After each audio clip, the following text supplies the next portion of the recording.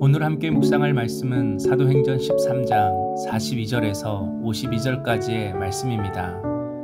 바울이 비시디의 안디옥의 회당에서 예수가 그동안 선지자들이 말했던 메시아라고 증언했습니다. 그리고 그 증거로 예수의 부활을 이야기했습니다. 십자가에서 못 박혀 죽으셨지만 하나님이 그를 다시 살리셨다는 것입니다. 그런데 바울이 전한 복음을 듣고 호의적으로 반응한 사람들이 있었습니다. 43절, 회당의 모임이 끝난 후에 유대인과 유대교에 입교한 경건한 사람들이 많이 바울과 바나바를 따르니 두 사도가 더불어 말하고 항상 하나님의 은혜 가운데 있으라 고나니라. 유대인이라고 모두 예수를 배척한 것은 아니었습니다. 유대인이지만 경건한 사람들은 바울과 바나바를 따랐습니다. 자리가 아니라 말씀에 관심이 있고 복과 성공이 아니라 주의 뜻에 관심이 있는 경건한 사람들에게는 복음이 들려지게 되어 있습니다. 잠언 8장 17절에 나를 사랑하는 자들이 나의 사랑을 입으며 나를 간절히 찾는 자가 나를 만날 것이니라. 하나님은 하나님을 사랑하고 찾는 자에게 하나님 자신을 보여주시길 원하십니다. 그런데 바울이 전한 복음에 부정적인 사람들도 있었습니다. 45절, 유대인들이 그 무리를 보고 시기가 가득하여 바울이 말한 것을 반박하고 비방하거늘 많은 유대인들이 바울을 따르고 또 바울이 전한 복음을 듣고자 하자 이를 시기하는 사람들이 있었습니다. 그래서 바울을 반박하고 비방했습니다. 이처럼 자신의 인기, 자리, 성공이 중요한 사람은 언제나 복음이 들리지 않습니다. 자신의 자리, 자신의 인기가 훨씬 더 중요합니다. 그래서 신앙의 목적이 중요합니다. 하나님의 뜻이 먼저인 사람은 언제나 주를 따릅니다. 그러나 인기와 복이 먼저인 사람은 언제나 세상을 따라갑니다. 46절, 바울과 바나바가 담대히 말하여 이르되 하나님의 말씀을 마땅히 먼저 너희에게 전할 것이로되 너희가 그것을 버리고 영생을 얻기에 합당하지 않은 자로 자처하기로 우리가 이방인에게로 향하노라. 바울과 바나바를 비방하는 유대인들이 많아지자 선교팀은 이제 다른 곳으로 가겠다고 말합니다. 바로 이방인들입니다. 처음부터 이방인들에게 향한 것이 아니었습니다. 바울은 이방인의 사도로 부르심을 받았지만 항상 유대인 먼저 복음을 전했습니다. 그리고 유대인이 복음을 거부할 때 이방인에게로 향했습니다. 그런데 유대인들이 복을 걷어찬 것입니다. 기회를 놓친 것입니다.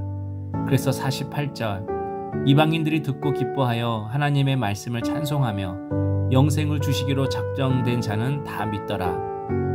유대인들에게 복음이 막히자 막힌 복음이 이방인들에게 흘러갔습니다. 그리고 이방인들이 그 복음을 듣고 영생을 얻었습니다. 이처럼 하나님은 우리에게 항상 먼저 기회를 주십니다. 그런데 우리가 세상에 눈이 멀어 기회를 놓칠 때가 많습니다. 하지만 성경은 작정된 자는 다 믿더라 라고 말씀합니다. 어떻게 이방인들이 복음을 듣고 예수를 영접할 수 있었습니까? 그들의 지혜 때문도 그들의 간절함 때문도 아니었습니다.